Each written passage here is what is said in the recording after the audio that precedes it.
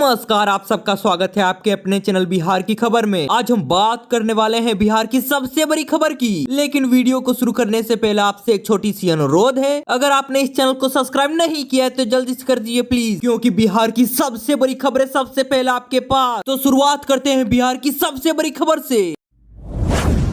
बिहार चुनाव को लेकर जेडीयू ने जारी कर दी है 243 विधानसभा प्रभारियों की सूची। पूरी जानकारी के लिए चैनल पर बने रहें। बिहार विधानसभा चुनाव को लेकर जेडीयू तो पूरी तरह से एक्टिव मोड में आ गया है। चुनाव से ठीक पहले जेडीयू ने बिहार की सभी 243 विधानसभा के लिए प्रभारियों को नियुक्त कर दिया है और उसकी सूची तक जारी कर दी है। 243 विधानसभा में से एक एक प्रभारी बनाया गया है। जेडीयू प्रदेश अध्यक्ष के निर्देश पर सूची जारी की गई है। दरअसल बिहार में 2025 विधानसभा चुनाव को लेकर जनता दल यूनाइटेड ने बड़ा कदम उठा लिया है। पार्टी ने राज्य के सभी 243 विधानसभा सीटों पर प्रभारी भी नियुक्त कर दिए हैं। इस संबंध में आज जेडीयू प्रदेश कार्यालय द्वारा आधिकारिक सूचना भी जारी कर दी गई है। ये सूची तो प्रदेश अध्यक्ष के निर्देश पर ही पार्टी संगठन विभाग ने तैयार की है। हर विधानसभा क्षेत्र के लिए एक प्रभारी की नियुक्ति की गई है, जो पार्टी के चुनावी अभियान को स्थानीय स्तर पर मजबूत बनाएगा। जेडीयू पूरी तरह से चुनावी मोड़ में आ गई है और लगातार नीतिगत फैसले और घोषणाएं करने में तो कोई भी कमी नहीं रही है। पार्टी का जोर तो बिहार के मतदाताओं को लुभाने पर ही तो है। लगभग हर दिन कुछ ना कुछ घोषणाएं की जा रही है ताकि जनता के बीच पार्टी की पकड़ पूरी तरह से मजबूत हो जाए। विधानसभा प्रभारियों की यह नियुक्ति चुनावी तैयारियों की दिशा में एक बड़ा राजनीतिक कदम माना जा रहा है। ये सभी प्रभारी अब स्थानीय कार्यकर्ताओं को संगठित करने और जनसंपर्क बनाने और चुनावी मुद्दों को जनता तक पहुंचाने का काम करेगा।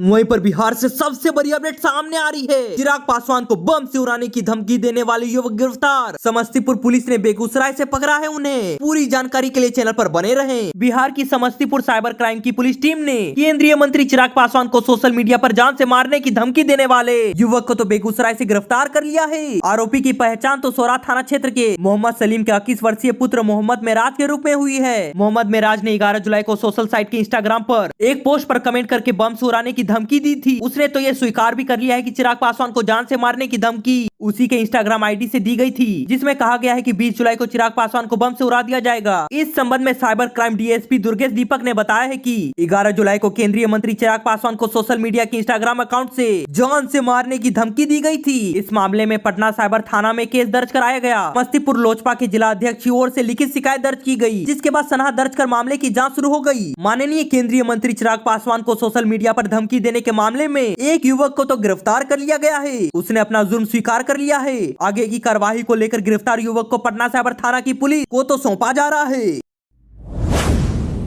वहीं पर बिहार से सबसे बड़ी अपडेट सामने आ रही है। बिहार के वोटर लिस्ट में तो विदेशी नागरिक का नाम चुनाव से पहले इसी का बड़ा खुलासा हो गया है। पुनरीक्षण में बांग्लादेशी, म्यांमार और नेपाली नागरिक मिले हैं। पूरी जानकारी के लिए चैनल पर बने रहें। बिहार में विधानसभा चुनाव से पहले चुनाव आयोग द्वारा कराए जा रहे वोटर लिस्ट पुनरीक्षण के दौरान आज तक का सबसे बड़ा खुलासा हो गया है। निर्वाचन आयोग के अनुसार राज्य की वोटर लिस्ट में नेपाल, म्यांमार और बांग्लादेश जैसे देशों के विदेशी नागरिक के नाम शामिल है। डोर टू डोर सत्यापन के दौरान ये भी बात सामने आई है कि इन विदेशी नागरिकों के पास वोटर कार्ड, आधार कार्ड और राशन कार्ड जैसे दस्तावेज भी मिल गए हैं। इस खुलासे से न केवल प्रशासन को बल्कि सियासी हलचल भी पैदा हो गई है। चुनाव आयोग ने साफ कर दिया है कि ऐसे अवैध मतदाताओं के नाम अंतिम मतदाता सूची में शामिल नहीं किए जाएंगे। फिलहाल तो ये प्रक्रिया पूरे अंतिम चरण में ही है। अभी तक 80% से अधिक मतदाताओं ने अपना नाम, पता, जन्मतिथि, आधार नंबर और वोटर ID की जानकारी देकर फॉर्म को जमा कर दिया है। निर्वाचन आयोग ने इसके लिए 25 जुलाई 2025 की लास्ट डेट तक फाइनल कर दी है, लेकिन संभावना है कि ये तय समय से पहले ये प्रक्रिया पूरी कर ली जाएगी।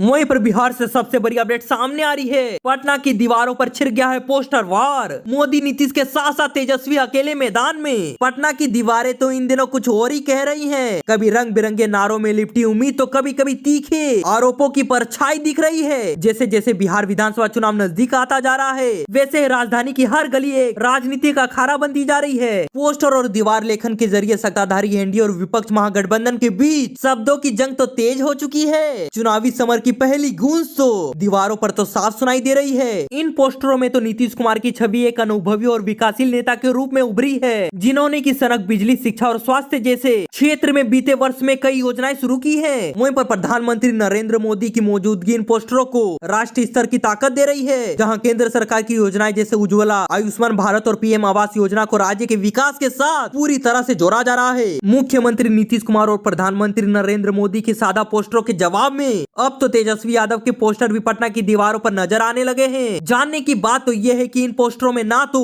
उनके पिता लालू यादव की तस्वीर है, ना ही महागठबंधन के किसी अन्य सहयोगी दल या वाम दलों के नेता की मौजूदगी। आरजेडी द्वारा लगाए जा रहे पोस्टरों में तेजस्वी यादव को ही चुनावी चेहरा के रूप में प्रस्तुत किया जा रहा है। उनके अकेले मौजूद होने से ये स्पष्ट संकेत मिलता है कि महागठबंधन की ओर से मुख्यमंत्री पद के दावेदार कौन होंगे। अब तो ये कोई भी औपचारिक घोषणा के महताज नहीं रहे। यहाँ पर आप पोस्टर साफ देख सकते हैं, कुशासन का अंत, बिहार मांगे तुरंत। ये रहा हमारा दूसरा पोस्टर, तेजस्वी संग मिलकर बदलेंगे हम सब बिहार। इस बार सही सरकार, जो जनता के लिए काम करे वही तो है सही सरकार। ना ही झूठा दावा, ना खोखला दिखावा, बस सच्चा वादा, साफ है इरादा। तेजस्वी यादव तो विश्वास की मसाल। वहीं पर आप एनडीए का भी पोस्टर देख सकते हैं। लग रहे हैं उद्योग, मिल रहा है रोजगार, फिर से एनडीए सरकार।